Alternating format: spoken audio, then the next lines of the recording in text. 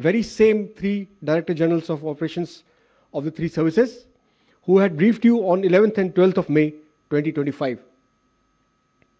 In addition, we also have with us the Deputy Chief of Integrated Defence Staff Operations, Lieutenant General Zubin A. Minwala, on the stage, who will talk about the joint operations. I would acquaint you with the proceedings today. Initially, the general officers will be briefing you all for about 5 to 6 minutes each.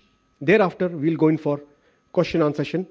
Now, I hand over the proceedings to Lieutenant General Rajiv Ghai. Please, sir.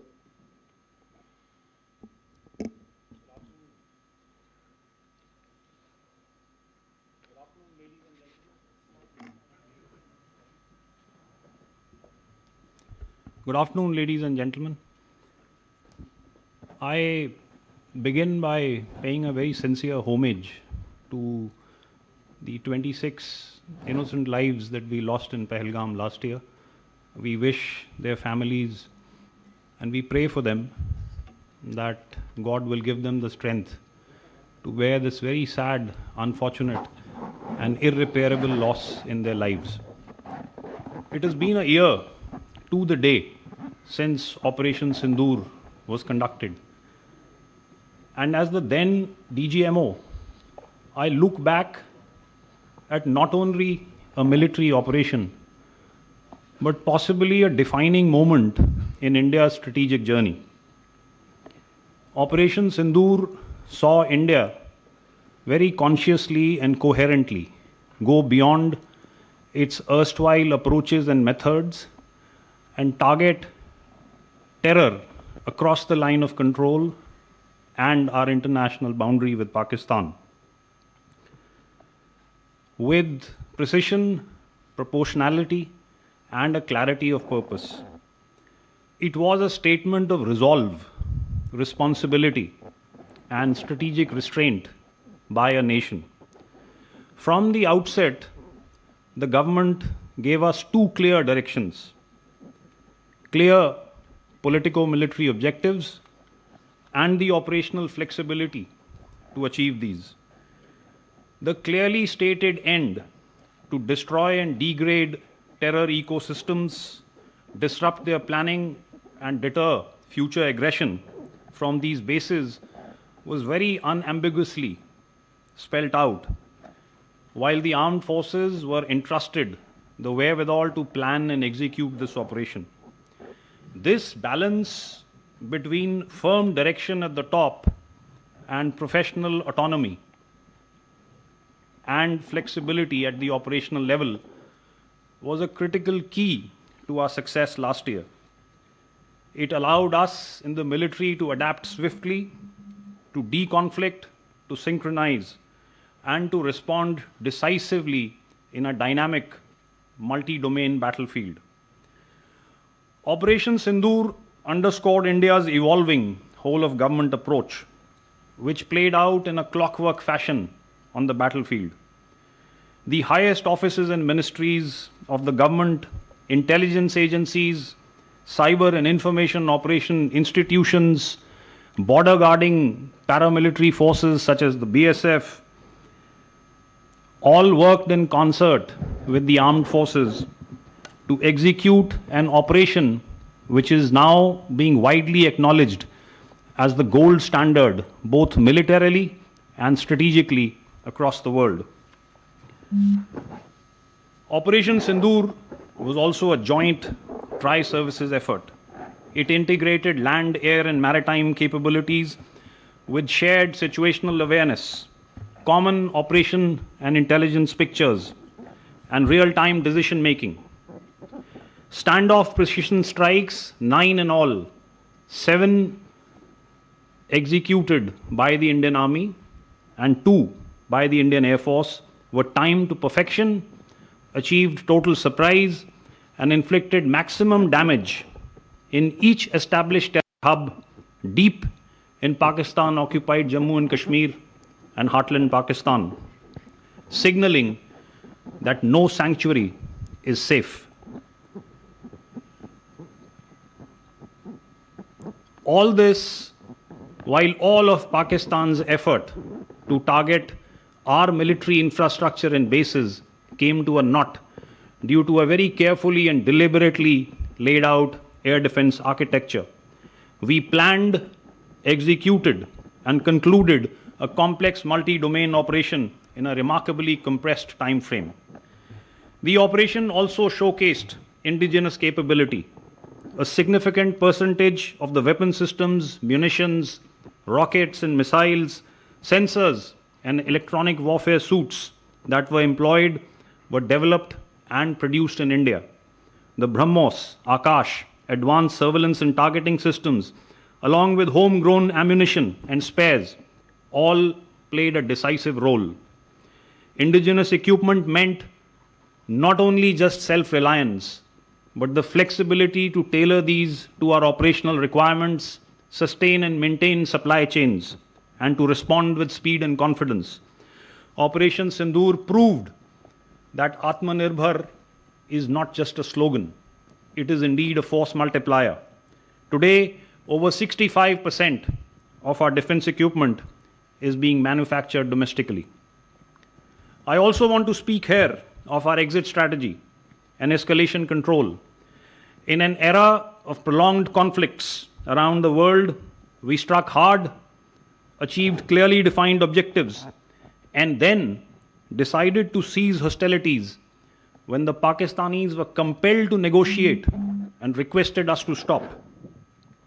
The objectives were achieved through a calibrated shot and sharp shock that altered the enemy's risk appetite and disrupted his command and control, without locking India into a long-drawn war or conflict, the ill effects of which we are seeing in ongoing conflicts around the world.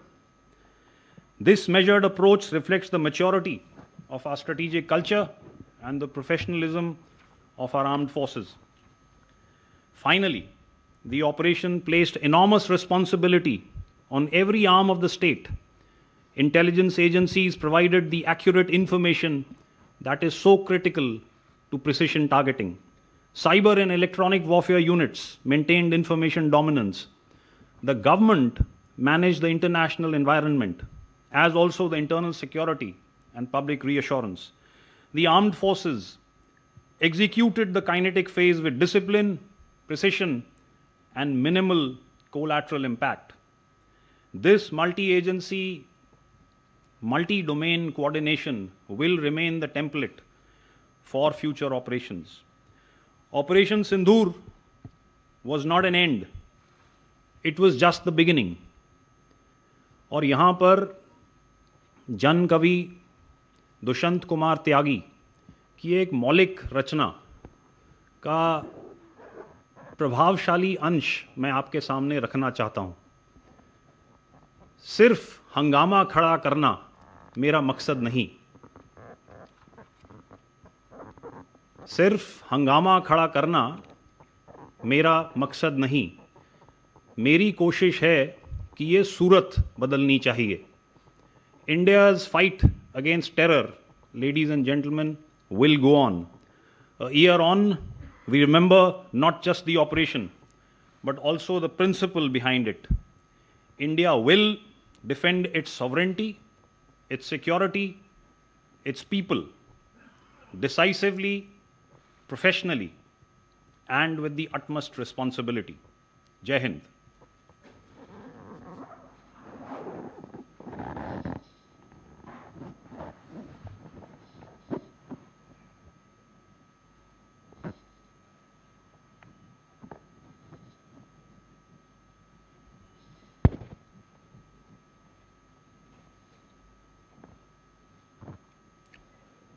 Good afternoon, friends.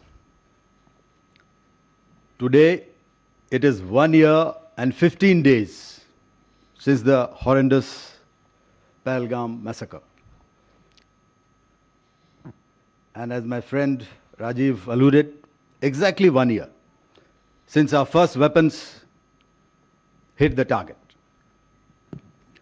The Pahalgam incident in itself is an incident for which no amount of condemnation and no amount of repudiation will ever be enough.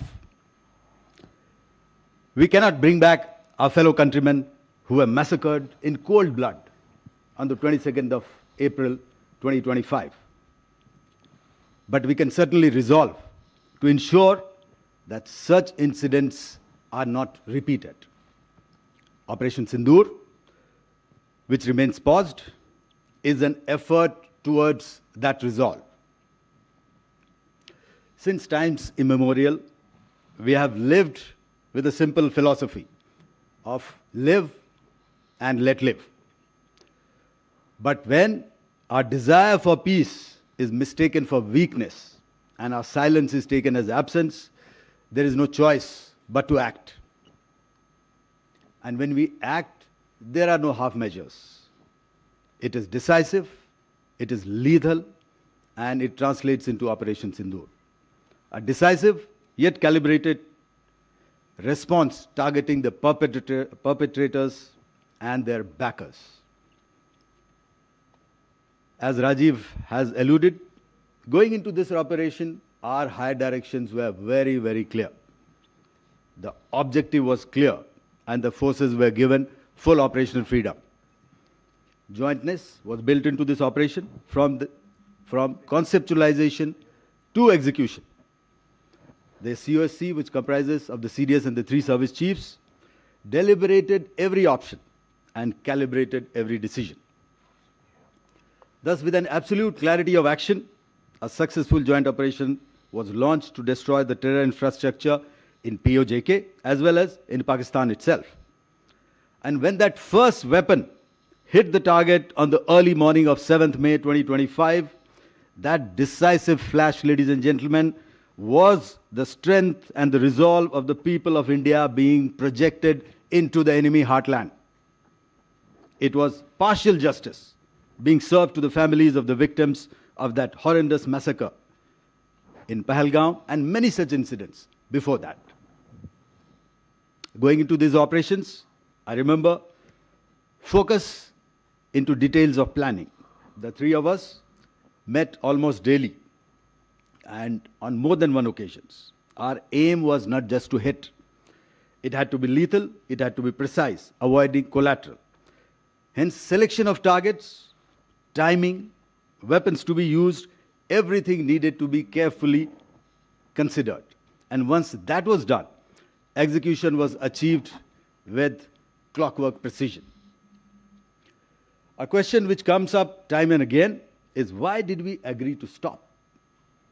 I fully understand the angst of our people, especially the younger generation, given our experience with Pakistan. But allow me to clarify here. Our fight was with the terrorists and their support infrastructure. And that is what we hit, ensuring no collateral damage. We had achieved our objectives and our mission was complete. But when Pakistani establishment decided to side with terror and make it their own fight, we had no choice but to respond in kind. It was about self-defense, much beyond a counter-terror operation. When we responded, it was lethal and ruthless. And after taking the beating, sense kicked in the adversary, and they asked for cessation of hostilities. We paused when the request came, we stepped back, but we didn't blink. We had delivered the message, and the message was very clear. That is, misadventure will not go unanswered. Acts of terror will carry consequences. A lot of time this question comes up over the past 1 year. What are the lessons? Well, in the defense forces, we are continuously evaluating our options and drawing our lessons through exercises, training, and simulation. But of course, there is no better training ground than an actual operation itself. So we have also internalized what we encountered and taken them into our planning consideration. Some of them I can share with you. First, Operation Sindoor reaffirmed the primacy of air power. And when I say air power, it means everything that is in the air and not only Air Force. As the first responder and the dimension of choice for any nation. Second, it reasserted the salience of jointness and a whole-of-nation approach. It vindicated Indian Air Force's focus on precision targeting and net-centric warfare, with ICCS emerging as a clear enabler. Next, we are also able to see through our adversary. We now have first-hand confirmation of their capabilities, capacities and tactics they intended to hide. So I'm sure there are a very lot across there. A crucial lesson: nations forced into conflict must always have conflict termination criteria and strategy in sight. Otherwise, very soon you can go astray and do not realize how to terminate that conflict. Of course, we need to invest more in certain capabilities like space, unmanned systems, cyber. Some of these capabilities have already been addressed in the past 1 year, and we fully realize that Atmanirbharta, as my friend Rajiv alluded, is the way forward. So Indian Air Force relies heavily on indigenous technologies, and several measures are being taken to enhance partnership with defense PSUs and private industry. IF is an active participant of Mission Sudarshan Chakra, and we are working to build on the success of ICCS to provide this crucial capability to our country. Looking ahead, we continue the vigil, and IF will continue to be the first responder whenever our peace and tranquility is challenged, whenever our sovereignty is threatened. There is no distance too far, no depth too great, and no dimension we cannot dominate. At this instant, we are watching and could not be better prepared. Thank you. Jai Hind.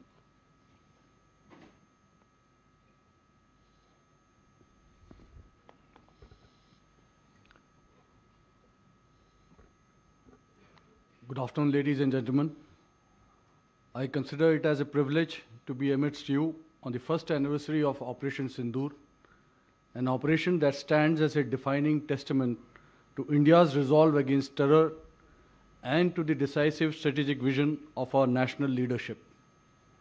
As we reflect on its conduct, lessons, and our preparedness for the future, we do so not merely on a highly successful operation, but on the emergence of a new dimension of deterrence, offensive in mindset, swift in response, precise in execution, and resolute in purpose. Operation Sindoor underscored the strategic vision of our national leadership, which provided a precise and unambiguous mandate and the necessary operational freedom, enabling decisive kinetic action by the Indian Defence Forces. In the immediate aftermath of the dastardly Pahalgam attack, the Indian Navy transitioned rapidly to combat readiness, deploying the carrier battle group, surface action groups, led by potent indigenous frontline warships, submarine, aircraft, and special forces in an offensive posture in the northern Arabian Sea. On the night of 6-7 May, the naval personnel also participated in the precision strikes on terror infrastructure alongside the Indian Army and Indian Air Force, underscoring jointness. As the campaign unfolded, forward deployment of the Indian Navy compelled Pakistani naval and air units into a defensive posture, largely confined to harbors or operating close to their coastline. Our dominance at sea created credible deterrence and held Pakistani economic trade, routes and risks, thereby significantly contributing to the escalation control mechanism. Op Sindoor validated India's ability to respond to asymmetric provocation with deliberate, precise and proportionate force. It demonstrated that terror infrastructure and supporting military enablers can be targeted swiftly and effectively whilst maintaining escalation dominance. The operation also highlighted the decisive role of indigenous cutting-edge technologies, platforms, systems and equipment, including drones, layered defense systems, and counter-uncrewed aerial systems. By striking the terror hubs in the heart of Pakistan using long-range precision weapons, India effectively called the bluff on Pakistan's nuclear blackmail. The growing relevance of uncrewed and autonomous systems, as seen in the recent conflicts, reinforces the need for accelerated integration into our operational constructs. Our endeavor, therefore, remains focused on inducting these niche capabilities and constantly reviewing our concepts of operations to remain ahead of the adversary. The information domain emerged as a parallel battle space. Disinformation was effectively countered, and the whole of government approach ensured prevalence of our own strategic intent over the manufactured narratives. Lastly, and perhaps most importantly, the operation demonstrated the operational dividends of the principles of JAI, that is, jointness, Atmanirbharta, and indigenization. Seamless integration of three services through Chiefs of Staff Committee, as Marshal Bharati just mentioned, regular meetings of all the three Director Generals of the services, aided in better situational awareness, control of escalation response, and quick decision-making, enabling better actions on ground. The establishment of Joint Operation Control Center ensured synchronized military actions against the adversary. Furthermore, the seamless coordination with all national agencies, including Indian Coast Guard, intelligence and maritime agencies, ensured robust employment of the comprehensive national power. The performance of indigenous ships such as the aircraft carrier Vikrant, Kolkata and Visakhapatnam class destroyers validated the Indian Navy's investment in indigenous capability, blue water readiness, and integrated warfighting, thus reaffirming Atmanirbharta as a critical enabler for operational success. To conclude, I would like to assure the citizens of Bharat that the Indian Defence Forces, including the Indian Navy, remain ready and forward deployed. If Op Sindoor was proof of calibrated resolve, our next response will be about sustained overmatch. If challenged again, we will not merely respond, we'll shape the battle space from the outset. The Indian Navy, alongside the Indian Army and the Indian Air Force, has demonstrated capability to strike deep, strike far, and strike sure, anytime, anywhere, anyhow. Jai Hind. Jalmev yas, balmev tasya. Thank you.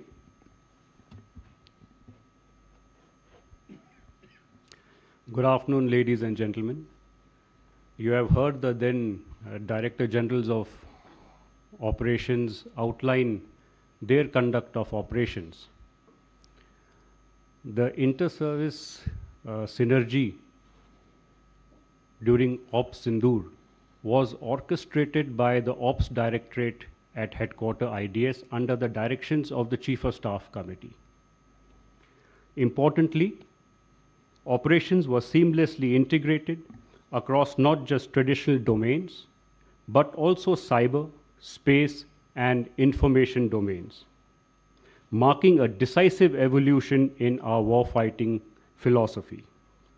Ops Sindoor demonstrated our ability to deliver integrated effects with speed, precision, and clarity of purpose, serving as a foundational step towards multi-domain operations. This capability is the result of sustained efforts over the years to build structures, processes, and capacities for executing multi-domain operations in its true sense. What we witnessed during Ops Sindoor was not just an isolated success, but the manifestation of deliberate institutional strengthening. The success of Ops Sindoor is firmly rooted in the reforms initiated by the government, including the creation of the post of the CDS. The Honorable Raksha Mantri's declaration of 2025 as the year of reforms has been pivotal in driving jointness, integration of structures, organizational processes, and the push towards Atmanirbharta. These reforms provided the enabling framework that translated into operational success. The operation also highlighted enhanced situational awareness at all levels of command, supported by a robust joint communications architecture that enabled timely aggregation of all intelligence, surveillance, and reconnaissance inputs. This architecture continues to be strengthened and is now being integrated into a fully functional Joint Operations Control Center for improved joint targeting and decision-making. In the air defense domain, systems like the IACCS and the Akash Tir were integrated to provide a unified and comprehensive air situation picture. These networks have since been further reinforced, contributing to a more resilient and responsive air defense grid. We are also working towards an integrated and layered architecture to ensure seamless protection against multiple threats, vectors to include drones, loiter ammunitions, and missiles. At the operational level, the fusion of multi-sensor inputs from across the services and national agencies enabled a comprehensive situational awareness grid. The significantly compressed decision-making cycles ensured decisive outcomes. A key pillar of our progress has been the strengthening of the integrated command and control structures, supported by advanced decision support systems and data-driven processes. A gradual process of transition from a network-centric to a data-centric architecture is underway. Our multi-domain approach has expanded into new emerging domains. In the space domain, close coordination with ISRO and the Department of Space is enhancing real-time ISR and targeting capabilities. In the information and the cognitive domains, coordinated efforts with the Ministry of Information and Broadcasting during Sindoor established an effective model of civil-military fusion. Building on this, a Defense Strategic Communication Division is being established, leveraging AI-enabled tools to counter misinformation in real time. Emerging technologies have underscored the importance of unmanned and autonomous systems. We are inducting longer-range precision capabilities and advancing manned-unmanned teaming. Formulation of a national counter-UAS policy in coordination with Ministry of Home Affairs and civil aviation authorities is currently underway. Jointness continues to be reinforced through doctrinal and structural advancements. Multiple tri-service doctrines have been promulgated, complemented by initiatives as the Military Quantum Mission and other documents under the Defense Forces Vision 2047, which was released by the Honorable Raksha Mantri a few days back. On the ground, integration is translating into tangible capability through joint logistic nodes and tri-service maintenance protocols, enhancing efficiency and operational readiness. Interagency coordination has also been significantly strengthened. Synergy with the Ministry of Home Affairs and the BSF has improved coordination along the LC and the IB, while seamless integration of the Indian Coast Guard operations with that of the Indian Navy has bolstered coastal security. Engagement with national security agencies and intelligence agencies such as the DRDO, NTRO, and the wider intelligence community, along with industry, both public and private and startup, reflects a mature whole-of-nation approach aligned towards common strategic objectives. Extensive tri-service exercises and wargaming and simulations over the past year have validated and refined our multi-domain operation concepts, ensuring agility and future readiness. Today, we stand equipped with integrated capabilities, strengthened by joint structures and seamless coordination amongst the services, ministries and government agencies, reflecting a true whole-of-nation approach. Thank you. Jai Hind. Ladies and gentlemen, we'll now have the question and answer session. Before we proceed, a few ground rules you are aware of. We will take questions in sets of 3 at a time. Please keep your questions brief and avoid multiple questions in one go so that we can cover maximum people. Also, once nominated to answer the question, kindly introduce yourself and the media house you belong to prior to asking the question. And please restrict your questions to Operation Sindoor and the aspects covered by the general officers on the stage. General officers will now take the questions. You have the placard with you. With that, kindly introduce yourself. A placard number 65, 15 and 85, Mr. Ravi. Starting with 65, please. Yeah.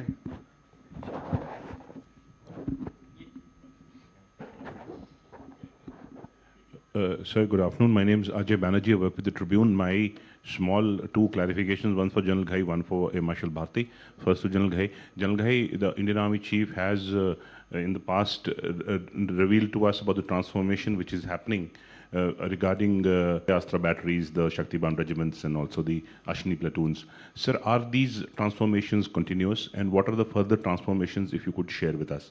To Marshal Bharti sir, Pakistan and China have been testing new kinds of missiles. Are we factoring in part of those air defense networks of ours to tackle those missiles? Thank you, sir.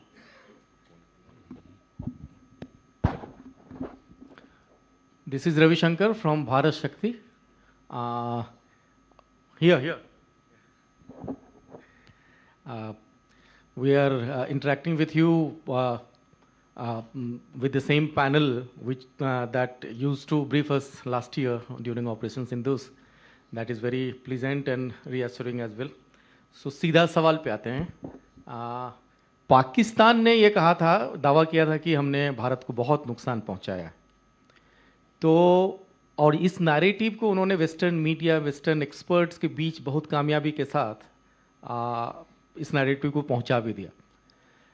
मेरा सवाल air marshal Bharti से है कि इन दावों की सच्चाई क्या है. क्या आप शेयर करेंगे इन दावों में कितना दम है, भारत का कितना नुकसान हुआ था?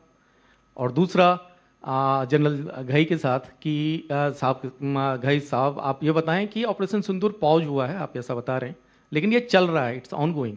तो ये किस फॉर्म में चल रहा है, इसका क्या डायमेंशन है, ये बड़ा शेयर करें please. Thank you. Hi, good afternoon. This is Shivani. I'm from NewsX. Gentlemen, we all have been seeing since the past 1 year, and we've also been talking about the integrated theater commands. We are in Jaipur. It's been touted as one of the commands which will be the headquarters. And given that all of you have spoken about jointness during Operation Sindoor, how close are we to integrated theater command so that our timelines are reduced? You mentioned it was 1 year 16 days, so we took 16 days to in fact strategize this entire operation. Do you believe that we can minimize or compress that number further in future wars? And also, how decisive was India, because when we are looking at escalation ladders across the world in this geopolitical world, India was very decisive. So what helped India actually make or take that call that we decided that the enemy had to come to the negotiating table? Please, sir, kindly. Okay, Ajay, you asked the question about transformation. So you're correct. The chief has repeatedly spoken about this ongoing transformation. You mentioned a few Devyastra batteries. You also mentioned the Ashni platoons. There are more. There is the Shaktiban regiment. You saw the Bhairavs being paraded on Kartavya Path this year on the Republic Day. Definitely these transformations are ongoing. I will not go into the specific numbers of how many of these organizations are being raised. That is an operational detail, so we will not go there. But a significant number is already being raised. Their roles and tasks are very, very clearly delineated. While we've given a thought, so when you speak about the Devyastra, I don't mind telling everybody here that that's related to the artillery, as is the Shaktiban. The Ashni platoons are related to counter UAS and specifically with respect to infantry battalions being organized and equipped for the counter UAS role. There is more ongoing thought as far as these transformations are going on.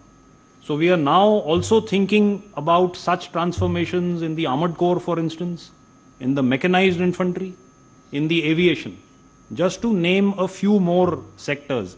And as we go on, you will hear us bring out more details. But all these deliberations are at a very advanced stage. So that is, Ajay, to answer your question about the transformation. As far as Ravi Shankar from Bharat Shakti, Ravi, आपने जो सवाल पूछा है about in what form is Operation Sindoor going on? देखिए, air marshal Bharti ने बताया कि pause हो गया. आई थिंक एक सिविलियन अंडरस्टैंडिंग होती है कि लड़ाई में सिर्फ एक दूसरे के ऊपर गोलाबारी होती है. There is kinetic action, whether stand off और conventional where people come close. लेकिन ऑपरेशन का जारी होना मतलब इज ऑल्सो मेकिंग प्रेपरेशंस. और जो तैयारियां चल रही हैं, अजय बैनर्जी ने पूछा सवाल कि ट्रांसफॉर्मेशन कैसे चल रहा है. वो ट्रांसफॉर्मेशन क्यों चल रहा है? क्योंकि कुछ लेसन्स हमने इम्बाइब किए ऑपरेशन सिंदूर से. उन लेसन्स की वजह से हमें लगा कि हमने कुछ बदलाव करने हैं अपने स्ट्रक्चर्स में, अपनी ऑर्गेनाइजेशंस में, अपनी इक्विपिंग में. तो वो एक तैयारी चल रही है. उसके अलावा जो डिप्लॉयमेंट्स हैं उस पर सोच विचार चल रहा है. एक्चुअल ट्रिगर अगर होगा और काइनेटिक एक्शन की ज़रूरत पड़ेगी तो वो भी होगा. सो इस हिसाब से ये ऑपरेशन अभी भी जारी है और जारी रहेगा. क्योंकि जैसे मैंने अपने स्टेटमेंट में भी बताया, India's war against terror will go on. So therefore the operation will remain in progress for as long as it is required. I will now request air marshal Bharti, जो आपका दूसरा सवाल था लॉसेज और डैमेज के बारे में कि पाकिस्तानीज का ये दावा है, उसका जवाब एयर मार्शल भारती देंगे. ओके, एक एक करके. सबसे पहले ट्रिब्यून, आपने चाहा कि I should answer Pak and China testing new kinds of missiles. So what are we doing about it? Of course, see, we are continuously doing the environment scan. Okay, and that's our job. All right, and whatever requires to be done, we put in motion as to be always ahead, okay, of their capabilities. And between the two, of course, the dynamics are different between Pakistan and China, but we are continuously factoring in. And if I could support that argument with certain projects. Okay, you would remember we have already contracted for the S-400s. Okay, some units were still yet to fetch in, so they are fetching in now. So that is one input. We are also working our indigenous systems like Kusha, which you would be aware of, and our DRDO is working on that, and which we hope that it will be available to us in near future. As I said, the Honorable Prime Minister has already conveyed the direction for Sudarshan Chakra, so we are working towards that. As also of our own indigenous air-to-air missile Astra, so we are trying to improve on that. Various other projects, QRSAM. So it's a continuous process, and it's not that we don't articulate in the open media as to what all we are doing, but lots is happening, and rest assured that we aim to be ahead of their capabilities. So that is our focus. As far as second question from here, Bharat का कितना नुकसान हुआ है, तो आपने देखा है नुकसान के तौर पर they have not been able to inflict any major damage onto our side. Okay, ना तो हमारे कोई military infrastructure damage हुआ है, ना much of civilian structures. So whatever they came with, okay, be in terms of missiles, be in terms of loiter munitions, be in terms of other unmanned systems, we were able to neutralize that with our integrated approach and integrated ICCS, Akash Tir and IMSAS, okay, that we have alluded to earlier. So whatever they may say, remember, narratives and rhetoric do not give you victory. Victory is measured by hard facts, and hard facts we have given out to you earlier, 1 year, starting from 1 year hence, and in between also in various forums it has been given out to you all. And what are the hard facts? The hard facts are that we struck and decimated their 9 terrorist camps on the 7th of May. Proof is there for everybody to see. The hard facts and the ground reality is that we struck 11 of their airfields. The ground reality is that we destroyed 13 of their aircraft, either on ground or in the air, including one high-value airborne asset at a record distance of 300 kilometers plus. So that is the hard fact. तो take your pick, आपको क्या विश्वास करना है और क्या नहीं विश्वास करना है. और तीसरा और कोई सवाल था? Okay, thank you. Shivani, before I ask General Zubin to answer your question about theatre commands, you also said that what was it so compelling that we did which forced the Pakistanis to come to the negotiating table? What compelled them? You've just heard Air Marshal Bharati give out the statistics. If I was to add the damage that we caused on the line of control, for instance, inadvertently, their honors and awards list, which was out in the internet domain, told us that so many of those awards were given posthumously. So the numbers that they suffered on the line of control in the exchanges that followed, they lost more than 100 soldiers. That number is in excess of 100. 100 terrorists were what were killed in those 9 terrorist camps. So there was innumerable amount of damage which compelled them. And at the end of the day, if the Pakistanis were to make the same amount of investment in their battle fighting ability as much as they do in the narrative, I think they would have fared much better. So, that's advice that they could take. Zubin? Shivani, you asked this about where are we in the theatre commands. And so, you see, you heard the Chief of Defence Staff in his various talks bring out that this is at the final stages and a lot of work has been done towards that. But I would like, and that's a decision of the government, but I would like to bring out over here that just raising of the theatre commands is not the aim. It is what has happened as a background work in terms of jointness, integration, because that forms the bedrock and the fabric of theatre commands. So here we have, there are numerous tasks under jointness and integration. To give you an exact number, 197 tasks in domains of operation, intelligence, op logistics, human resource, regulations, which form that bedrock. Towards that, some of these tasks are to be completed before the theatres to be formed and some after the formation of the theatres. And that's going on at a very fast pace. There is a lot of work which has been done. If you just as an example see what happened in Op Sindoor itself, was not an one-off and overnight in a synergy which happened. It was an institutional work. And the formation of the JOCC, Joint Operation Control Center, fusion of ISR resources of the services, decision-making processes are all institutional work which has laid that foundation which will happen for the theatre commands. So therefore, whenever the theatre commands get announced, which is the prerogative of the Government of India, we are ready to form that bedrock. And is there any other question you asked? That was it. Yeah, that's it. Okay. I think we can go in the next set of questions. I just want to, I'm itching to respond to, amplify further about Shivani, your question regarding how decisive and why could we be decisive. That we have, all three have clearly reiterated that a clear and precise political mandate was there with us and operational freedom was given to us. And we were very, very clear at the initial stages that we were to neutralize the terror infrastructure.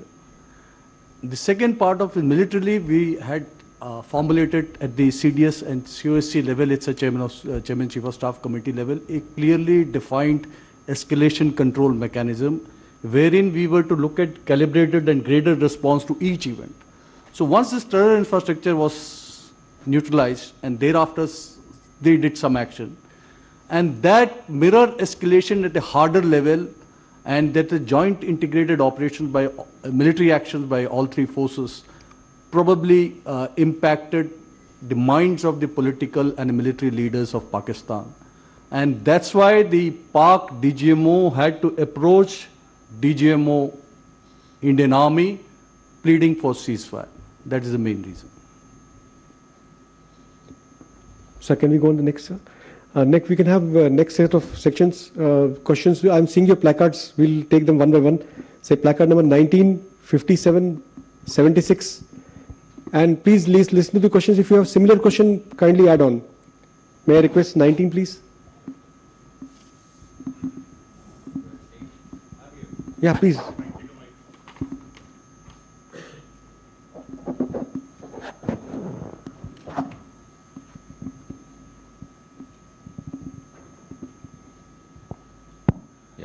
I'm Mayank, I work for Times Now. My question is, without raising a doubt about the collusion which was between Pakistan and China, can we get to understand what was the level, even if it was intelligence sharing, or what kind of a collusion was between Pakistan and China? That's my question. I request if answers can come from all four of you, because that would add to articulations in a different manner. Thank you so much. 57, please. Sir, I'm Ajit Dubey from the ANI, sir. Sir, my question is to General Ghai, Marshal Bharati and Admiral Pramod. Sir, when soon after the operations got over, the Deputy Chief of Army, he said that this was a unique war in a way that we were fighting three adversaries in one border, where the Chinese were providing the weapons, intelligence, satellite communication, satellite coverage, everything to the Pakistanis, and that Turkey was providing them with drones. So, how are we preparing for this kind of a war? And was this thought earlier, like we have been hearing about two-front war, but fighting three adversaries in one front? Was that ever thought about, and how is it being planned to be countered in future? And Bharti sir, you talked about the acquisition of the S-400s and Kusha. Can you give us the timelines about by when the S-400s remaining two squadrons are coming to join the Air Force, and the 5 squadrons of Kusha and this S-400s which we are going to sign in future? And Pramod sir, what is the plan to tackle air defense threats from the maritime theatre? Is there any thinking in that direction? Thank you, sir. 76, please. Good afternoon, sir. Rahul Singh this side from Hindustan Times. So my question is for General Ghai. So since Operation Sindoor, the genesis was a terror attack, and you talked about the kind of infrastructure you destroyed, 9 camps across the LC, across the IB. So if you could give us your assessment of the current terror infrastructure across the border, the number of camps, how deep are they located, what has happened to the camps that you destroyed? Have any camps come up there? Have the camps moved in deeper? The number of terrorists that are being trained there, do you see any activity happening in terms of a renewed effort to push these people in? So basically an assessment of terror infrastructure across the borders. Anyone has got a similar kind of question, you can please ask so that the generals can ask. Yeah, please.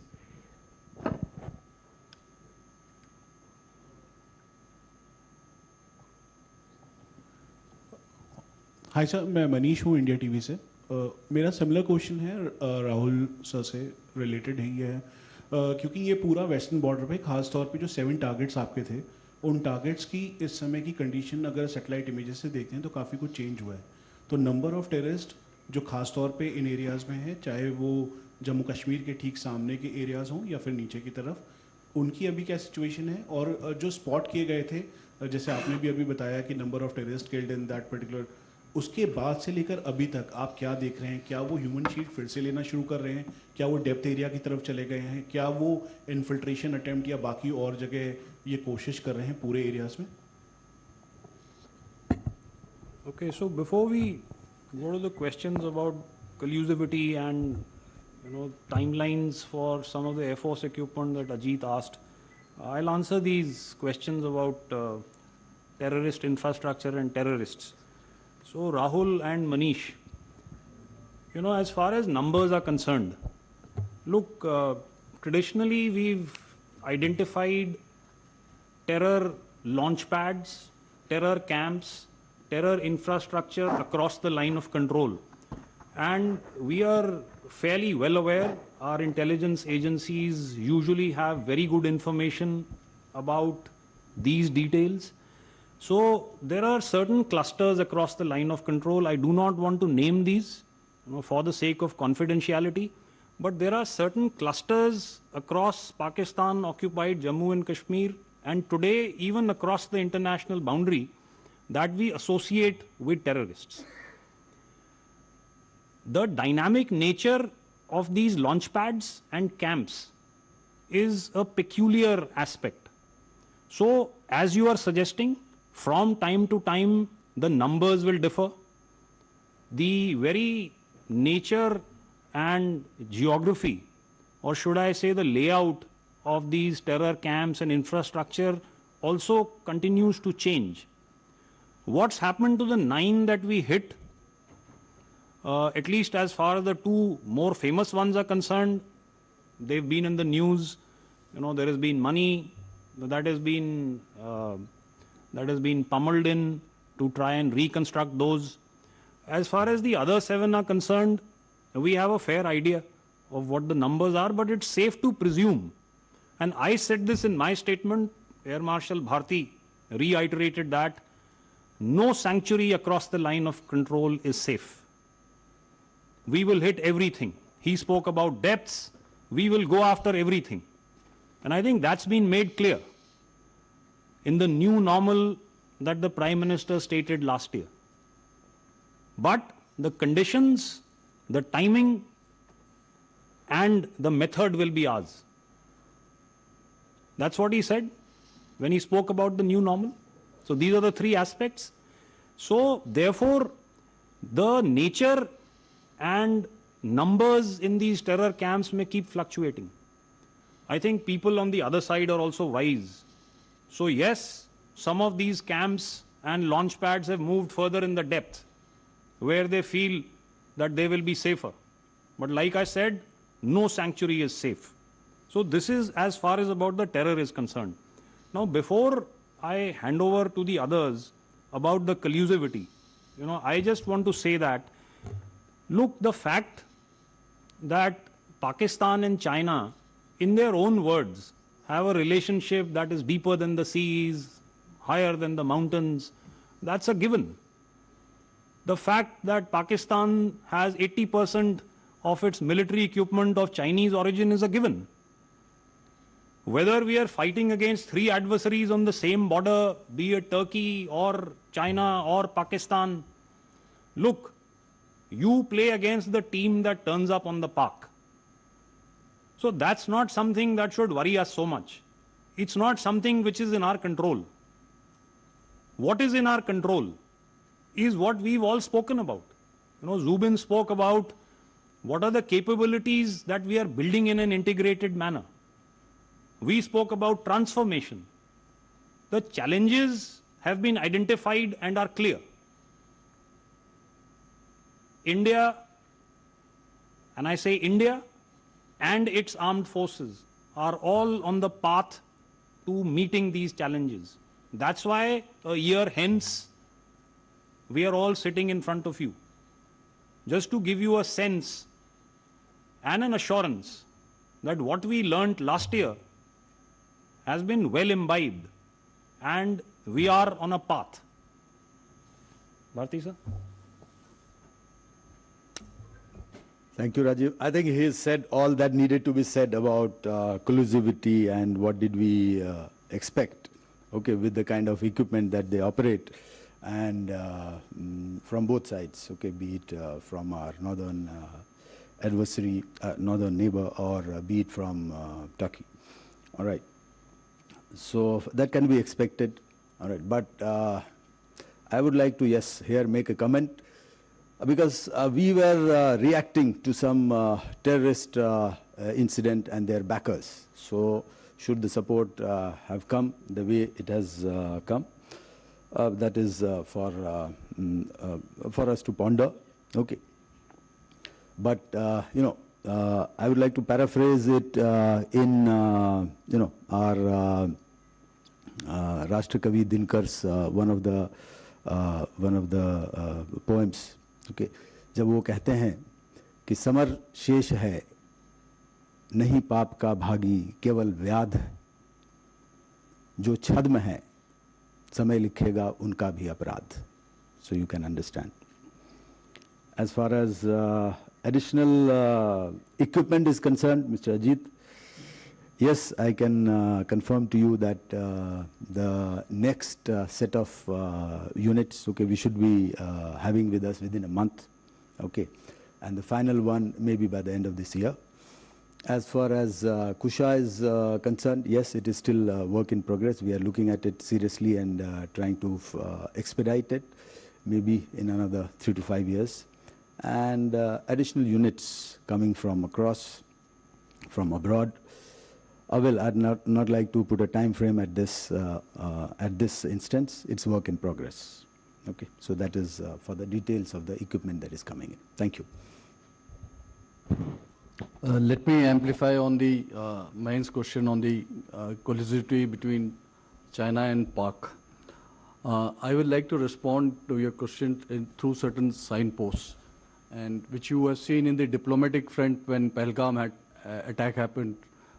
China refrained from condemning the Pahalgam attack. This is the first part of it. Similarly, when the UN Security Council's press statements were made, and that's the time when China again influenced, and the references of the resistance front who was directly involved in the attack, that was not made. And as General Ghai had mentioned, that 80% of imports, arms imports, are from China, and so that's a kind of relationship, economic, military, and the strategic relationship which China and Pakistan, and that is for obvious reasons which you all know. More importantly, in terms of the imports which happens in the arms and the niche platforms, whether it is ships, aircraft, or submarines, the best of the platforms are given. And recently you saw also that they've already announced in the next 2 years 40 odd J-35s are going to be J-35 Alpha. That's the 5th generation aircraft. That is the kind of, and this is only on the hardware platform. Similarly, whether it's in the space-based collaboration happens in terms of launching of the Pak satellites, information aspects, joint exercises. So it's a large, so if you see the background, they are well enmeshed and clustered.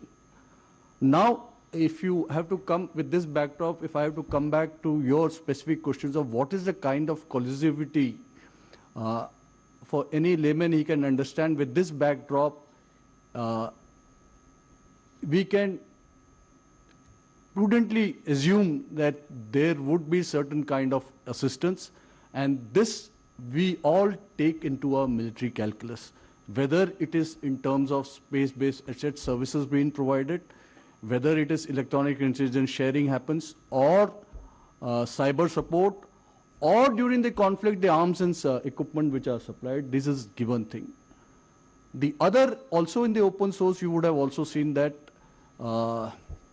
when negative publicity was being made by Pakistan, there is an open source information which is there that China did amplify whatever it is and did influence the international public about Pakistan's viewpoint on. So these are very, very clear that there is a good, strong relationship between Pak and China. The second question which was there, are we handling 3 adversaries at the same time in this different fronts of it? So it is not a military, the comprehensive national power is not only military actions. So there are many other channels available in terms of diplomatic. There are ways of handling it. So it is not adversary as such at that point of time. Adversary at that point of time only was Pakistan. And you would have seen in the recent conflicts, whether it is Ukraine, Russia, whether Iran, Israel, US, there are support from various other sides also, economically, militarily, everything. So that doesn't become, though law of armed conflict is very, very clear that if you support, then you also become a belligerent.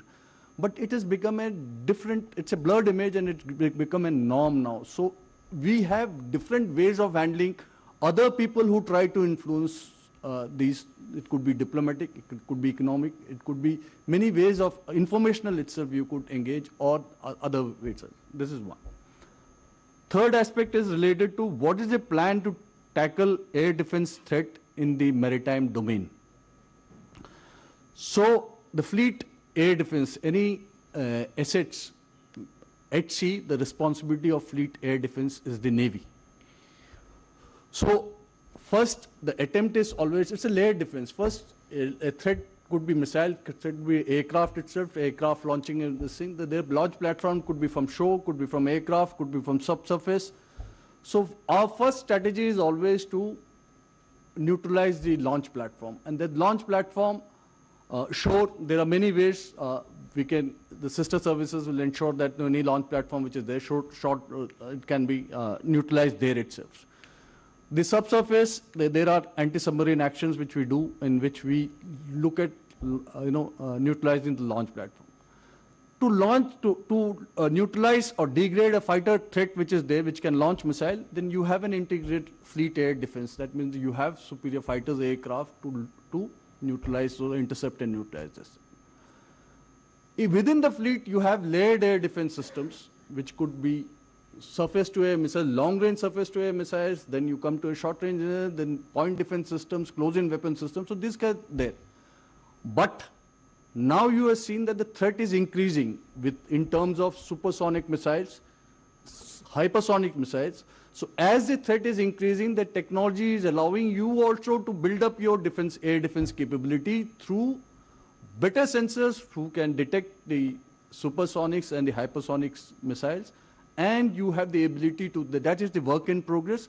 As Air Marshal Bharati just mentioned, the Project Kusha, the similar thing will be translated into sea-based BMD capability. That is the kind of, so we are, the work is on in this. Thank you. Can we have next set? People have been raising hand. We'll try and cover maximum people. 64, 27, and 9, please. Yeah.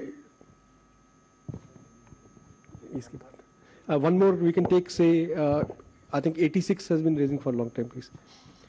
And any similar question we can please cover. Please start. 64. Ma'am, I think this side, yeah, 64 years. Yes, you're the one. Can you please pass the mic?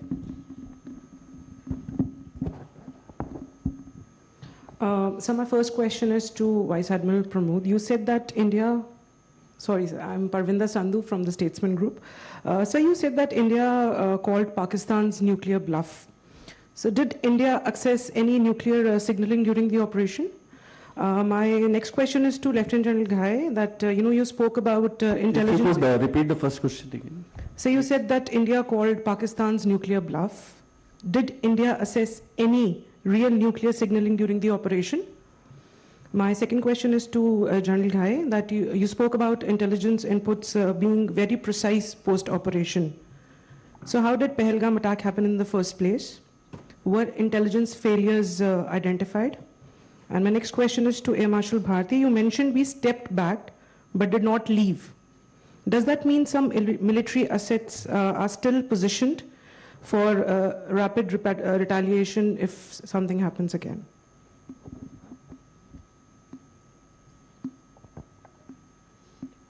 Next, please. 27. Hello, sir. Shikha Thakur from Z Media. General घाई, पहला सवाल मेरा आपसे है, operation सिंदूर को लेकर के बहुत सारे नैरेटिव्स आए, लेकिन सर सबसे बड़ा मिसकंसेप्शन जो आपको लगता है जो फैलाया गया ऑपरेशन सिंदूर को लेकर के, वो क्या है? हम चाहेंगे कि वो आप यहाँ पर बताएं. और अगला सवाल मेरा वाइस एडमिरल प्रमोद सर से है.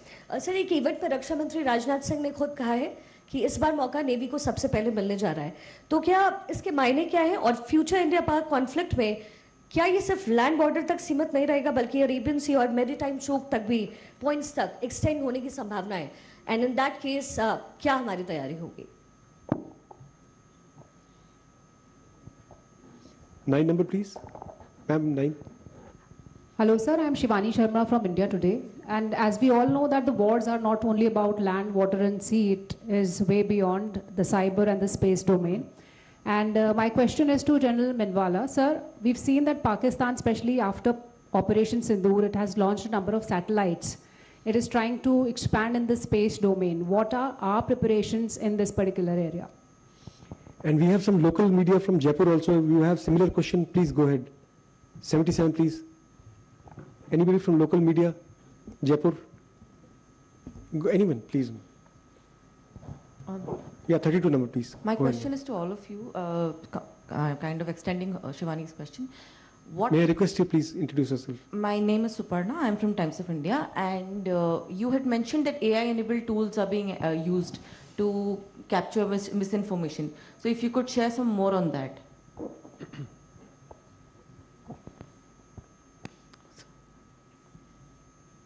Sir, please. 86? 86, yeah, 86 left. Good afternoon, sir. This is Anju Nirvam from TV9 Bharatvarsh. Sir मेरा ये सवाल है कि ऑपरेशन सिंदूर में कंट्रोल वॉरफेयर की रणनीति क्या थी और ये दूसरे वैश्विक युद्ध जैसे कि रूस यूक्रेन वॉर हम देख रहे हैं और अमेरिका ईरान का युद्ध भी देख रहे हैं, उससे कितना अलग था? और जिस तरीके से हमने जो दुश्मन के लक्ष्यों को अटैक किया, इसका रणनीतिक महत्व जहां पर हमने अटैक किया उसका स्ट्रैटेजिक इंपॉर्टेंस क्या था? और सर दूसरा सवाल यह है कि ऑपरेशन सिंदूर की सफलता में राजनीतिक नेतृत्व और होल ऑफ नेशन अप्रोच का क्या योगदान रहा? I think 13 number, you also have the similar question. 13, please. Hi sir, Pawan Mishra news 24 से हैं सर. ऑपरेशन सिंदूर में अग्निवीरों ने भी अपनी अहम भूमिका निभाई थी. पहले बैच का जो है कंफर्मेशन होने वाला है, क्या उनके लिए कुछ अलग से बेनिफिट दिया जाएगा?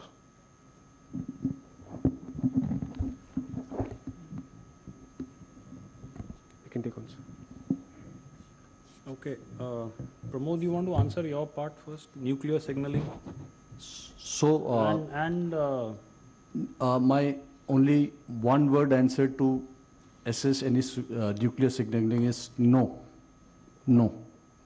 That's it. And the maritime RM's contention. Okay, Shikha Thakur, you spoke about RMs.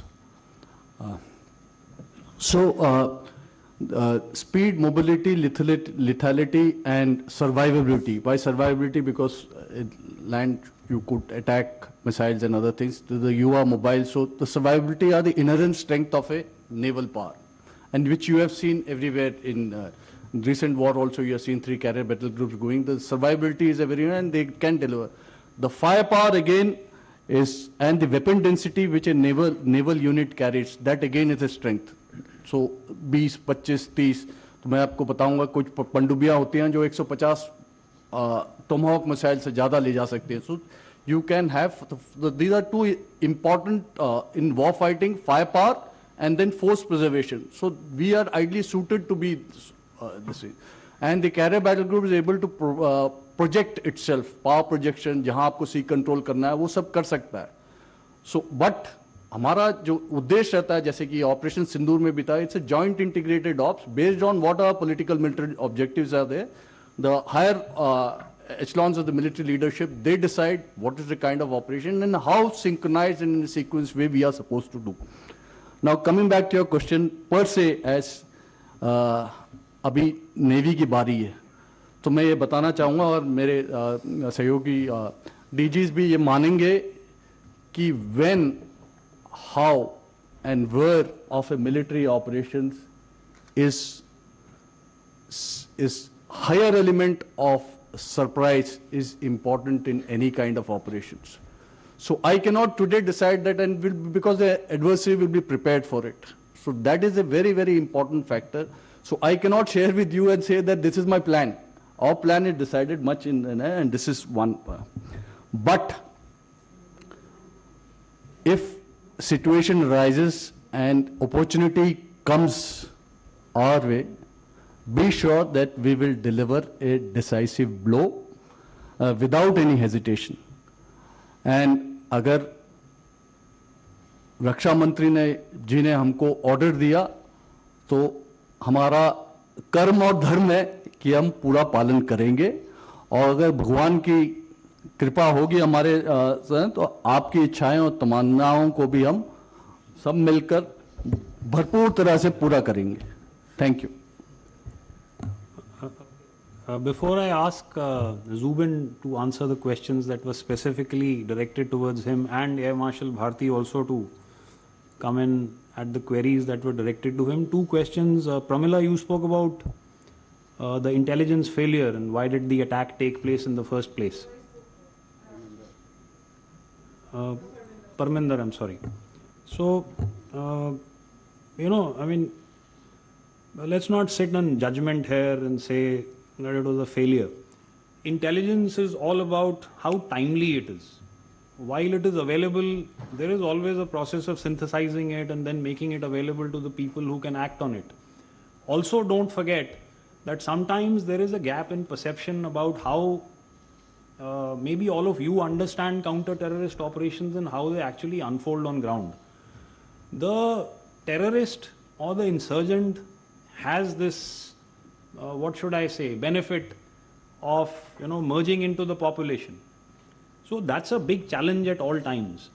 And let's not forget that the heinous manner in which Pahalgam was carried out, while we've seen incidents like that in the past, in Kashmir, in other parts of heartland India, this is intelligence, even if it is late by a couple of minutes or hours, it's going to be catastrophic. That's how it happened. But I want to concentrate on the fact that once that had happened, we actually hunted those people down in conditions that are always challenging and tough. Took all the time that it did, but the perpetrators were put to rest. And how? I think all of you know that very well. So yes, I reiterate that we have an intelligence base and data that we work from, and I said that in specific relation to the question that was asked about terror camps and infrastructure being across. Intelligence is also aware about terrorists that may be working in the hinterland and probably merged in the population right now, and those efforts will always go on. Whether it was timely or not, that's a debate that will go on. Now, Shikha, you said, what is the biggest misconception that the Pakistanis could have peddled after the operation? The biggest one is they tried to peddle it, probably tried to run away with the narrative. And then, like Air Marshal Bharti said, there is a difference between narrative and evidence. The first time the three of us came and appeared in front of you, we came with you with videos, with photographs, with timestamps on what we did. Have you seen any authentic video being put up by the Pakistanis? So narratives apart. So the biggest misconception that they tried to peddle is that we won the war. But I think that's come undone since then. All their stories have fallen flat. And at the end of the day, they threw what they had at us. And it all came to a naught. Nothing, and I say nothing, actually succeeded for them. So no, that's a sad story. And like I said, they could have done better to invest in capability rather than narratives. Bharti sir? Yeah, okay, thank you. Okay, first question on Operation Sindoor paused, and are we still forward deployed from the statesman correspondence? Okay, as far as the Indian Air Force is concerned, all right, the beauty of its operations lies in the rapidity of response. Okay, so we need not be forward deployed to respond rapidly and reach where we want to reach. Okay, so that question, whether are we still forward deployed, that is, I would say academic, because if there is a requirement for us to reach somewhere, to deliver, we are there. Because it is inherently ingrained into the characteristic of the Air Force or the air power, which is rapidity of response and its reach. We can reach, we can be in East India, and if there is a requirement to reach West, okay, we can reach within no time. So our posture as to are we forward deployed, what I would like to say that we are deployed as per our requirement, as per our threat assessment, and we are ready even as we speak. So that has been the posture, not during Sindoor, that has been the posture before Sindoor, during Sindoor, and it remains the posture even today. And it will continue to remain so. Second question from TV9 correspondent, जो हिंदी में था, control warfare की वैश्विक राजनीति क्या है? और ये बहुत ही अहम सवाल है और बहुत ही I mean say it's a good question. Alright, so control warfare, operation Sindoor कैसे अलग था और सब जो हमारे चारों तरफ हो रहा है, तो that you have caught the essence of it. It was a very controlled escalation. सबसे पहले तो हमारी रणनीति क्या थी, हमारा उद्देश्य क्या था इस ऑपरेशन में जाने के पहले? उद्देश्य था कि जो भी टेरर और टेरर बैकर्स हैं उनको टारगेट किया जाए, जो हमने किया. और उद्देश्य the objective was very clear और हायर डायरेक्शंस हमारे बहुत क्लियर थे कि टेरर और टेरर इंफ्रास्ट्रक्चर को टारगेट करना है. बहुत हो गया, हमने बहुत सह लिया. This will become a new normal. That was the message which needed to go, and that we have driven firmly and very forcefully. So एक बार वो हो गया, उसके बाद हमने उनको कहा कि हमारी लड़ाई आतंक और आतंकवाद के खिलाफ है और आपने जो किया उसके लिए हम परपेट्रेटर्स को पनिश कर रहे हैं और हमारी लड़ाई और किसी से नहीं है और हम इसके आगे नहीं जाना चाहते. लेकिन उन्होंने उसे अपनी लड़ाई बना ली, उसके मिलिट्री ने उन्होंने अपनी लड़ाई बना ली और हमारे ऊपर वापस अटैक किया. तो उसका जवाब तो देना ही था, और जब जवाब देना है तो जवाब मतलब मीक जवाब नहीं होगा. As I said, it will be lethal, it will be forceful, it will be visible, which it was.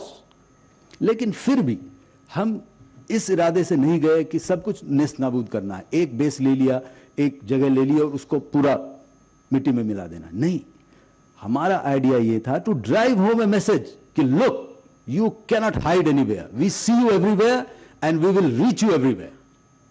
So that if you see our targeting pattern, it is some airfields, some radar sites, some command and control centers, some aircraft, some hangars. What does it indicate? It indicates a controlled, escalation. It indicates a message to the adversary that look, we can reach you at will. So, sudhar jao. So that was what was our, our strategy, और वो थी हमारी राजनीति. Now राजनीतिक नेतृत्व की महत्ता आपने पूछा, बहुत बड़ी महत्ता है. जब तक वो विल नहीं होगा हमारे देश में कि हमें कुछ करना है, तब तो सब कुछ, जितनी भी आपके पास क्षमता है, वो तो सीधी क्षमता, बस क्षमता ही रह जाएगी, उसका प्रयोग नहीं होगा. तो जब तक वो will, वो direction, and it is a whole national resolve. It doesn't come from a single entity. It is a whole national resolve being projected. So जब तक वो राजनीतिक नेतृत्व की वो will पार नहीं होगा, वो direction नहीं होगा, कुछ move नहीं कर सकता. So that is a very important aspect of any nation's response, and this was an important aspect in Operation Sindoor as well. Thank you. I think Shivani had asked a question about satellite, the Pakistan space. Yeah. So, Shivani, yes, we've noticed with professional interest the launch of 4 satellites by Pakistan recently. But let me also put it in context, that our first military satellite was launched in early 2000s, 2001. Subsequently, in the last decade, we have been launching constantly satellites in terms of the Cartosat and the Resat series. And we understand probably more than anybody that it is not, space is not only just an enabler, it is a contested operational domain. We have formed the Defense Space Agency in the year 2019 under headquarter IDS, with a simple mandate that it looks after all space-related issues of the three services and coordinates that effort. So we are well, I would say, ahead, and we have some niche programs which are on the anvil to be launched. The Defense Space Agency will soon start controlling some constellations as we go ahead in the next couple of years in terms of ISR satellites, in terms of communication satellites, as also we are looking very carefully at space situational awareness. So these are, a lot of work is happening. We are working with ISRO, but we also realize that we need to make our satellite space more dynamic in terms of our capabilities. We will need to incorporate and pull in the private industry into this domain. And the IDEX challenge, and in space, we worked together. We created 75 challenges for the private industry. And actually, we're very proud to see on 3rd May, there's a company which is called Galaxy. It launched the world's first optosar satellite. And it is a fusion of the optical and the SAR imagery. And that itself is, is a reflection of how we are working towards improving our capabilities and enhancing our capabilities in this domain. So a mix of private industry from ISRO, Defense Space Agency becoming very, very potent, and soon in the coming years, as we know, we have a vision of that is the Vision 2047, where the Defense Space Agency is slated to become the full-fledged space command. And that is where we understand how important this domain is. It is contested, we need slots, and we need more and more satellites to control multi-domain operations. I think one more question was from Suparna. You asked about AI-enabled tools. So you see, cognitive domain is also one of the newer domains of warfare over and above land, air, and sea, which were the earlier traditional domains. So we are seeing that this is a battlefield, the mind is a battle space on its own. And towards this, the defense space, strategic communication division is to be raised and may become an agency later. So we find that this narrative, the false narrative which is on the internet, is a issue which needs to be tackled, and to convey our point of view too. So the biggest challenge we find is that to get the narrative which is being peddled, find out those handles, find out those areas, and that is where AI is being enabled.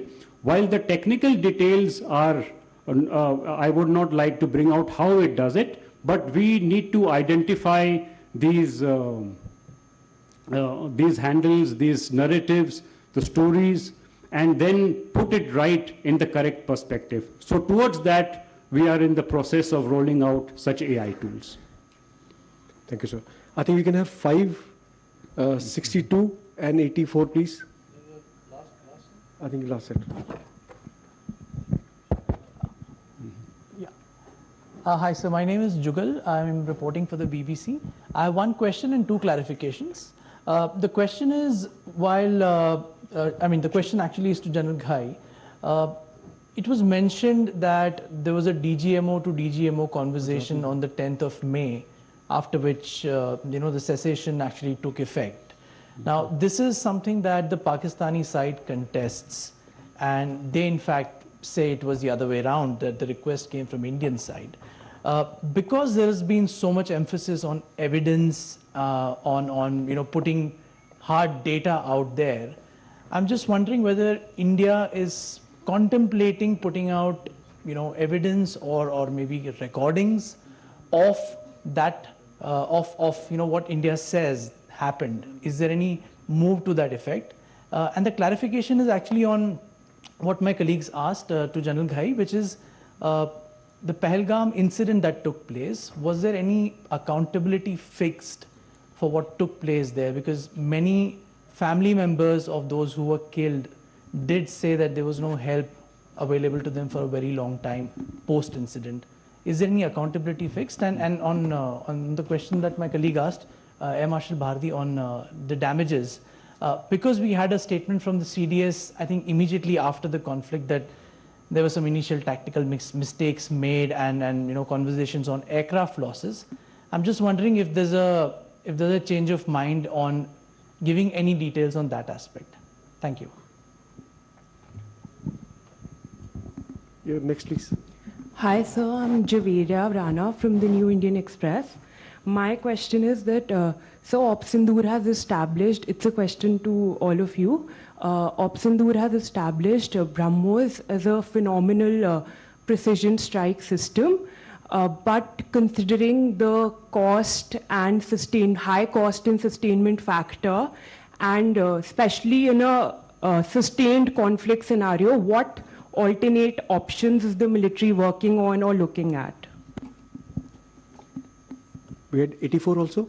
Sir मैं संदीप हूँ INS से. Sir मेरा सवाल घाई sir और Bharti sir से एक कि जो लेसन्स किसी भी वॉर से लिए जाते हैं, जो ऑपरेशन सिंदूर से जो लेसन्स लिए गए उसको कुछ को इम्प्लीमेंट किया गया ठीक करने के लिए, कितने ऐसे लेसन्स हैं जो कि अभी इम्प्लीमेंटेशन के लिए बाकी है? और DGNO सर से मेरा सवाल है कि सर काफ़ी लंबे समय के बाद ये देखा गया है कि जो वॉर जो है वो एयर और लैंड की जगह अब सी में भी शुरू है, और जिस तरीके से हमने US का और ईरान के बीच में देखा, और सबमरीन का भी यूज़ हुआ जिसमें ईरानियन वॉरशिप को गिराया गया, ये पहला मौका इतने टाइम बाद इस तरीके की चीज़ें देखने को मिल रही है.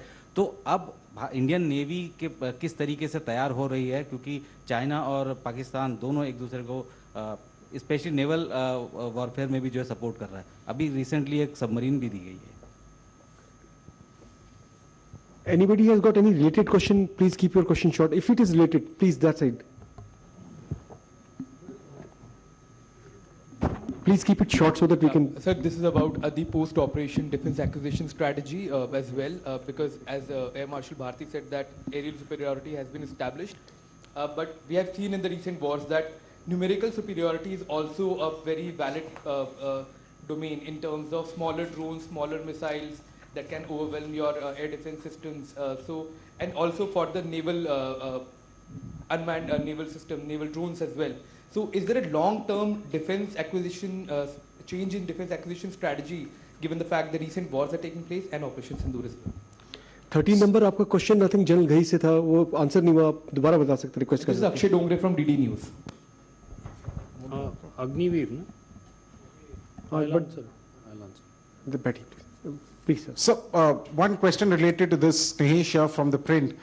So, post-op Sindoor, there have been structural changes that have been made to the Pakistani military. They have undertaken certain changes. They've brought in the rocket force, the army rocket force, as well as created the post of the CDF. You know, they've streamlined certain decision-making process, making it linear. So how does the Indian military look at this, and what are we doing to counter them? At the same time, Air Marshal Bharati, so you headed the operations, the air operations. You've seen what we have, what we don't have, and what they have and what they don't have. Now you've become the deputy chief in charge of the procurements in the Air Force. What are the priority areas for you as far as the Air Force, strengthening the capability of the Air Force is concerned on the procurement front, sir? Thank you. Sir, one related question to Stanish's question, sir. I'm Ajit Dubey from ANI, sir. Sir, just a small comment from General Ghai. How do you see Asim Munir rewarding himself for the loss in Operation Sindoor and promoting himself as Field Marshal? Okay, first, Jugal, DGMO to DGMO. Look, you know, contrary to belief, this is not a new phenomenon.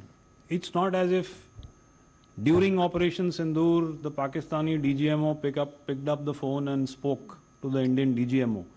This has happened in the past. There is a hotline functional today. Representatives from both the directorates speak every week to resolve essentially problems on the line of control. The fact that that medium was used is known. If you're asking me, are we going to try and put out evidence? I don't think that's necessary. There is no such plan. If they want to live in a world where they want to bury their head in the sand and say all is well, they can be our guests. I don't think any evidence is required.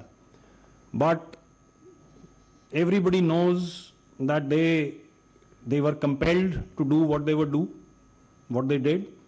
I think Air Marshal Bharati gave out the stats of what happened. I substantiated that by what happened on the line of control. So I think it is an operation that achieved total surprise. We inflicted damage on all of less than 90 hours. So when you subject somebody to this kind of ignominy, I think they had no other recourse but to pick up the phone and call. And call he did. That's a question, since you're from the BBC, you could also direct to the other side. So, and I think it's also been made clear in Parliament last year by no less than the Prime Minister himself as to what the sequence of events was. It was a bilateral call between the two of us. As far as differences and disputes between India and Pakistan are concerned, we are very clear in India that this is bilateral.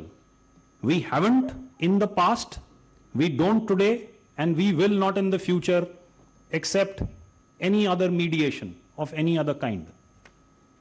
So I think that's the bottom line. And there is absolute unanimity in India about that. Accountability.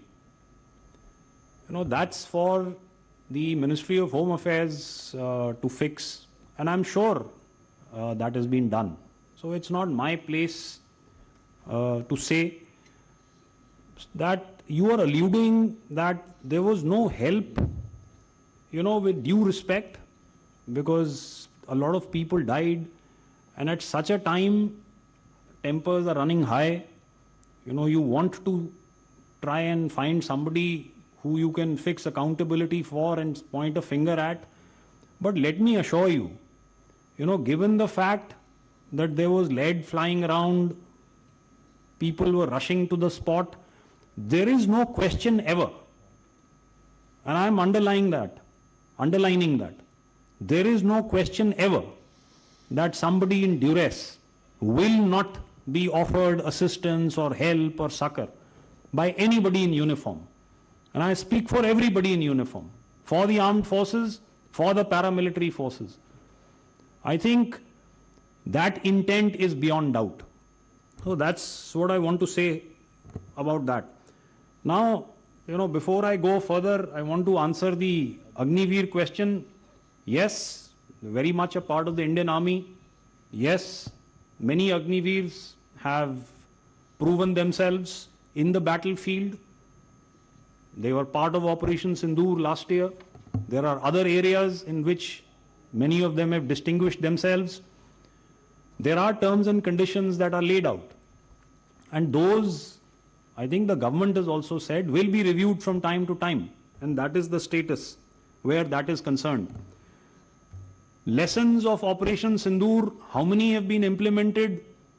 The number is not important. But the intent, ladies and gentlemen, is, and we've already given you the direction in which we are moving. Please be rest assured that every lesson worth imbibing will be implemented and capability will be enhanced. So that's a process that is going on in all earnest. So I think there are other questions about numerical superiority, which I think Air Marshal Bharati will answer. About structural changes, Snehesh, I'll take that on. I think Zubin can answer that. About structural changes in Pakistan, Zubin will answer that. And I'll now hand over to Air Marshal Bharati Before that, about Field Marshal Munir promoting himself, well, what can I say? You know, that is for them to answer. We've looked at that process with some kind of amusement. Okay, Mr. Jugal, now coming back once again, we have talked about it. Okay, what losses they inflicted. Okay, in the initial narrative only I have told. Okay, so there is nothing more that I would like to convey. We have conveyed it enough. I have conveyed it on the 11th of May 2025 itself. Even the Chief of Air Staff on few occasions he's conveyed that. So I don't think it deserves any more comment, because any comment, okay, on the effectiveness or the absence of it, okay, will be advantage the other side. So let them think whatever they want to think, suits us, because only we know the ground reality. So, and we won't like to give them that advantage of giving a feedback, because nobody gives us that advantage of a feedback. In fact, no, world over, no adversary gives advantage of a feedback to the other side.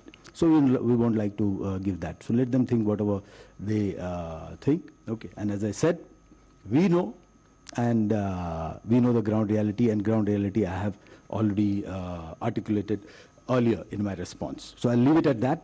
Now, BrahMos, high cost, what are the alternate options? Okay, we are in an age wherein we need to invest in our capabilities. That is not shying away from the fact that yes, we need to look at the other spectrum also. So we are in an age wherein you need to have high cost niche technologies, maybe limited numbers, okay, aircraft, missiles, okay, come in that bracket. And we also need to have low cost,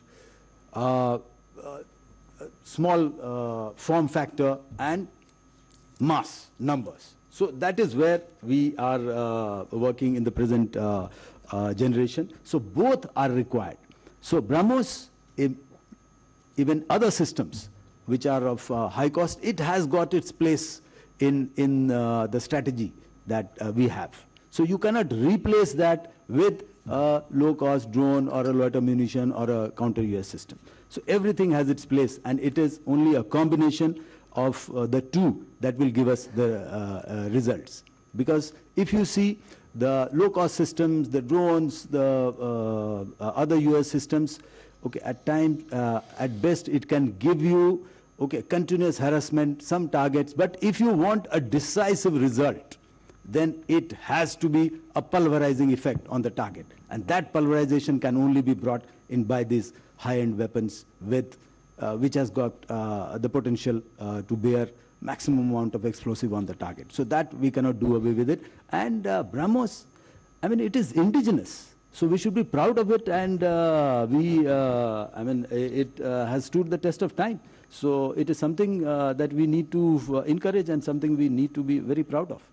All right, so that is for BrahMos and many other indigenous systems which are in the pipeline. Okay, there are a lot of them. And you would see in the coming, I would say, 1.5 to 2 years, there will be a lot of other indigenous weapon systems which will be on the horizon and we would have inducted. So that is a huge plus for us. Lessons implementation कितना बाकी है ये तो हमारे colleague general Rajiv ने already cover किया है. मैं थोड़ा सा इसके ऊपर बस इलाबोरेट करना चाहूँगा कि इट्स अ कंटिन्यूस प्रोसेस. ये नहीं कह सकते कि सिंदूर के बाद ही हमने कुछ इस पे इम्प्लीमेंट करना शुरू किया. जैसा कि पहले मैंने कहा कि ये कंटिन्यूसली हम लोग इवैल्यूएट करते रहते हैं कि हमारी ट्रेनिंग कैसी है, हमारी इक्विपमेंट कैसी है, हमारी रेडीनेस कैसी है. So even before Sindoor we were filling wherever we felt the gaps, and post Sindoor also that's a continuous effort. And उसके बाद दो questions आए, related questions I would say. एक थे कि acquisition strategy क्या है, and thereafter some priority areas of IF strengthening its capabilities. Okay, acquisition strategies. So दोनों related हैं. So acquisition strategy यही है कि जो कुछ हमने देखा कि कैपेबिलिटी हमारे पास सारे थे, लेकिन जितनी क्वांटिटीज में होने चाहिए थे वो नहीं थे. जैसे इनेबलर्स की बात करें, ISR, इंटेलिजेंस सर्विलेंस रिकॉनेसेंस बहुत इंपॉर्टेंट है. यदि हम देख नहीं सकते, इंटेलिजेंस हमारे पास नहीं है, तो हम टारगेट क्या करेंगे. So we need to beef up our ISR capabilities, which is happening. Enablers, आप AWACS, AWC की बात करें, उस पर भी काम हो रहा है और आप लोगों ने न्यूज़ में देखा ही होगा कि हमने DSC ने अप्रूव किया है and we are going in a big way for these enablers. Flight refilling aircraft, उसकी RFP already out है and very soon we will be going ahead with these acquisitions. So enablers are one thing which act as force enhancers, force multipliers. We are looking in a big way in enhancing the number of our enablers. Then what procurement strategy, acquisition strategy, we also saw that we need drones in US in large numbers. So we are looking at it, and there is a lot of incentive from the government of India. The PLI scheme hai, IDEX hai. So to bring in our own players, MSMEs, encourage them and get them going into this field. Because when we require it, we will need scalability. क्योंकि आज हमारे पास कुछ numbers हैं 5,000, 10,000 जो भी हैं, जब जरूरत पड़ेगी तो उसको हमें स्केल करना पड़ेगा, स्केल अप करना पड़ेगा, week to week, day to day. So that capability has to, and the capacity has to come to our industry. We are looking at that aspect, at the aspect of enhancing the capacity of our industry when we need it. So that is one acquisition strategy which we are looking at. Counter US, very big player in this. Because whatever came from the other side, we were prepared for it and we were able to neutralize that. So counter US to build on hard kill, on soft kill weapons systems, we are looking in a big way to enhance this grid and make it as robust as possible. And space-based assets he has already spoken about. Priority areas, we have made a long-term vision for Indian Air Force, which you all will be aware of. And SCON strength, yes, is low. We are looking at seriously at enhancing this strength. And if you realize this time Government of India has increased the funding for the Indian Air Force. Last time it was about 1,30,000 crore. Now we are at 1,55,000 crore, which gives us additional funds. And it is not that that is all. If we need more, more would be available. So we have planned in the long term our vision, 5th generation aircraft. Will work on AMCA. We are already working on the MRFA. And of course our own indigenous systems. LCA Mark 1A very soon. It should be coming to us. Mark II we are working on. First flight, it should be in near future. And AMCA, of course, as I said. So those are the indigenous systems. So fill in the gaps, enhance the SCON strength, and look at indigenous systems. Same time, look at indigenous weapons, which we have talked about, and indigenous electronic warfare systems, which also is being looked at. Thank you. Snesh had asked about the structures, what Pakistan has created after Op Sindoor. In a way, Snesh, it's a indicator of firstly creation of a Army Rocket Force Command, of how hard he was also hit. Whereas our structures, the Defense Secretary, I think on the 30th, during the leadership summit in ANI, had spoken about the need for we to have a kind of a conventional missile force and structure. So I will leave it. He brought out that there is a paradigm shift from the usage of such missiles from the strategic. So that paradigm has shifted.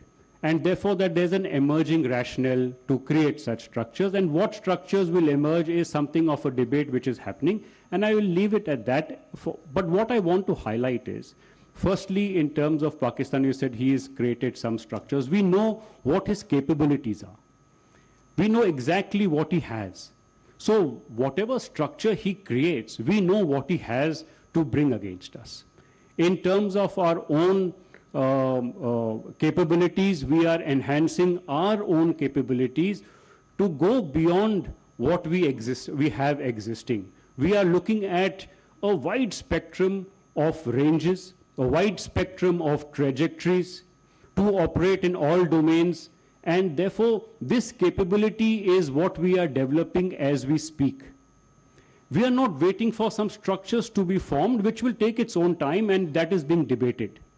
So we are looking at capability development.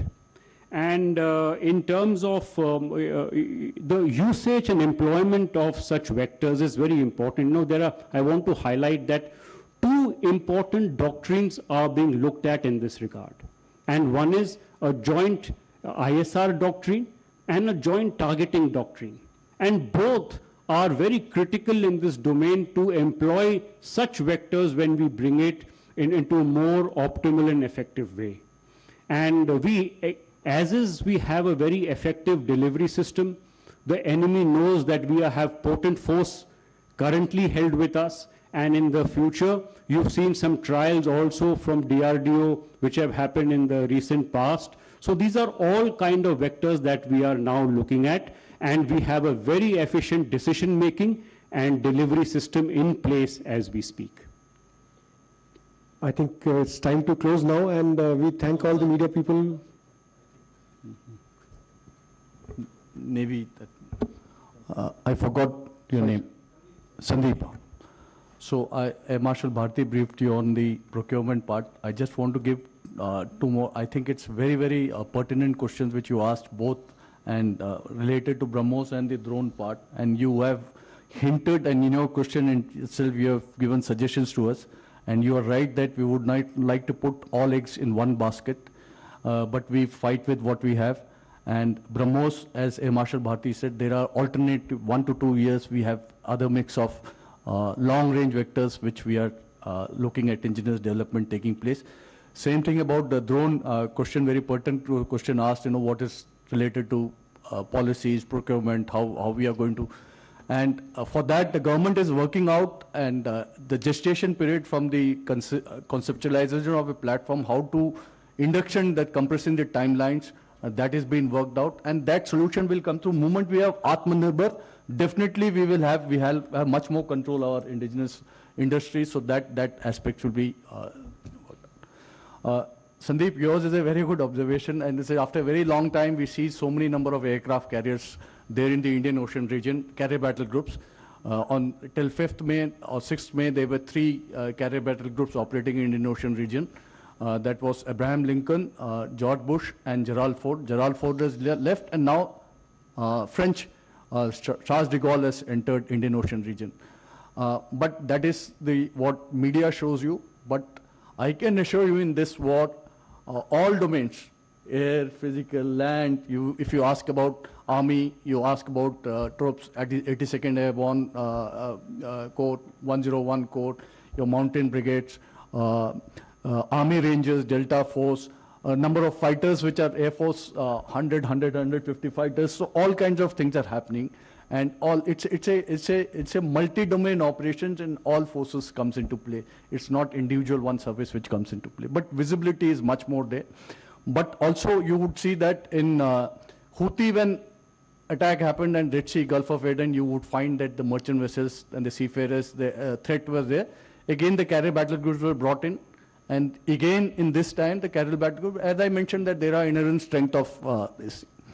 So what we are doing to enhance our capability, and it's an ongoing process, we look at in mixed acquisitions in terms of whether it is a balanced mix, that is subsurface, surface, air, whether it's space-based surveillance as a cyber capability, all these things, including cognitive warfare, uncrewed assets. We look at a balanced mix of platform to undertake multi-domain operation together as an integrated joint operation. Towards that, lots of acquisition is happening. And you also mentioned about Western adversary, getting one submarine.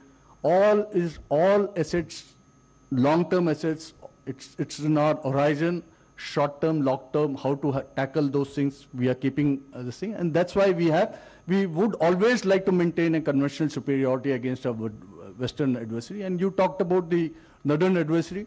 There are ways and means of handling things, and that could be in terms of asymmetric mindset, asymmetric capability, pinpricking. There are many, many ways of doing it, and that we are prepared for that also in the long term.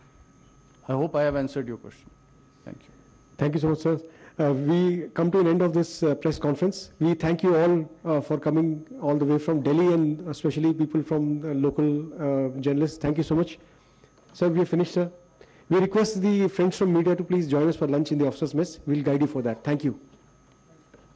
और operation सिंदूर के 1 साल पूरा होने पर तीनों सेना के DGMO ने जयपुर में प्रेस कॉन्फ्रेंस कर ऑपरेशन सिंदूर को याद किया और साथ ही बताया कि आतंकवाद के खिलाफ ऑपरेशन सिंदूर एक शुरुआत है। आतंक के खिलाफ भारत की लड़ाई जारी है। तीनों ही डीजीएमओ ने बताया कि किस तरह से टारगेट पर प्रिसिशन और टारगेट को खत्म करने की क्लैरिटी के साथ पाकिस्तान और पाक अधिकृत कश्मीर में आतंकवादियों के 9 ठिकानों और 100 से ज्यादा आतंकियों को जमीन में मिला दिया। पहलगाम हमले का पाकिस्तान को भारत का यह मुंहतोड़ जवाब था ऑपरेशन सिंदूर। सैनिक क्षेत्र में आत्मनिर्भर भारत की क्षमता का प्रदर्शन था ऑपरेशन सिंदूर। और आइए वक्त एक छोटे से ब्रेक का, ब्रेक के बाद देखेंगे इस समय की बड़ी खबरों को।